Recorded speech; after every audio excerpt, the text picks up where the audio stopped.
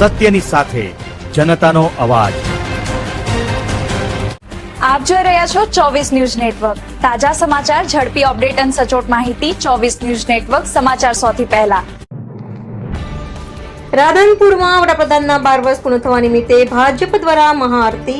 રાધનપુરના વડપાસર તળાવ કાંઠે આવેલા ઐતિહાસિક ખાખર ચોક રામજી મંદિરે ભારતીય જનતા પાર્ટી દ્વારા વડાપ્રધાન નરેન્દ્ર મોદીના જનકલ્યાણકારી શાસનના 12 વર્ષ પૂર્ણ થવા નિમિત્તે ભવ્ય મહાઆરતીનું આયોજન કરવામાં આવ્યું હતું। કાર્યક્રમમાં રાધનપુર વિધાનસભાના ધારાસભ્ય લવિંગજી સોલંકી વિશેષ ઉપસ્થિત રહ્યા હતા। વિક્રમભાઈ જોશી, તેમની સાથે નગરપાલિકાના પ્રમુખ ભાવનાબેન વિક્રમભાઈ જોશી, જ્યોતિબેન જોશી, નરેશભાઈ બારોટ, ભરતભાઈ પ્રજાપતિ, રમેશભાઈ બારોટ સહિત ભાજપના આગેવાનો અને કાર્યકરો મોટી સંખ્યામાં જોડાયા હતા।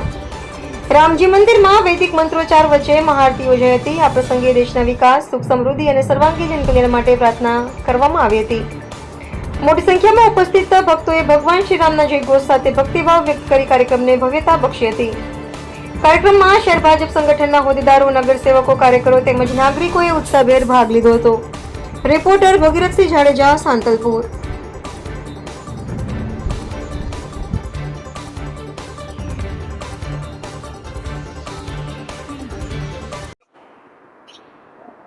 આજનો કાર્યક્રમ આ બધા જાણો છો કે આપણા ગુજરાતના પનોતા પુત્ર અને યશસ્વી વડાપ્રધાન અને વૈશ્વિક નેતા મોદી સાહેબ એ આપણા ગુજરાતના છે અને એમણે જે 12 વર્ષ એ ભારત સરકારનું જે કાર્ય કર્યા છે એને એ ઉજવણીના ભાગરૂપે એ 5 જૂનથી પર્યાવરણ દિવસથી માંડીને આજે અહીંયા મહાઆરતી રામજી મંદિરમાં એ આયોજન કર્યું છે।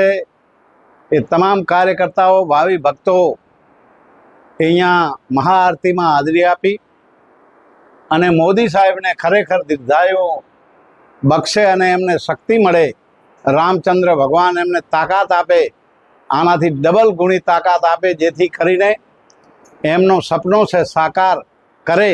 કારણ કે એમણે 2047માં ભારતને વિકસિત ભારત બનાવવાની જે સંકલ્પ કર્યો છે એમનો સંકલ્પ પાર પડે।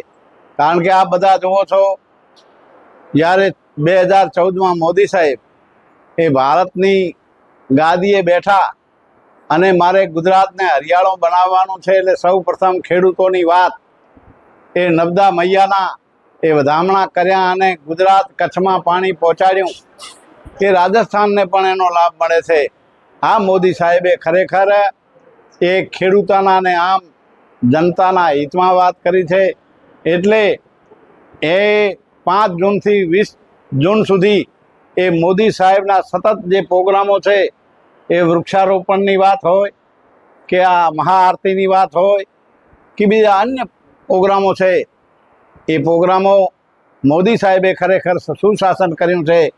એ 25 વર્ષ, 13 વર્ષ ગુજરાતમાં અને 12 વર્ષ ભારત સરકારમાં એ યશસ્વી વડાપ્રધાન તરીકે એ ખૂબ જ સરાહનીય કામગીરી કરે છે અને અમે બધા એ આશીર્વાદ આપીએ છીએ। રામચંદ્ર ભગવાન આશીર્વાદ આપે કે એમને તાકાત આપે, શક્તિ આપે, જેથી કરીને ભારતનો વિકાસ કરી શકે। બોલો ભારત માતા કી।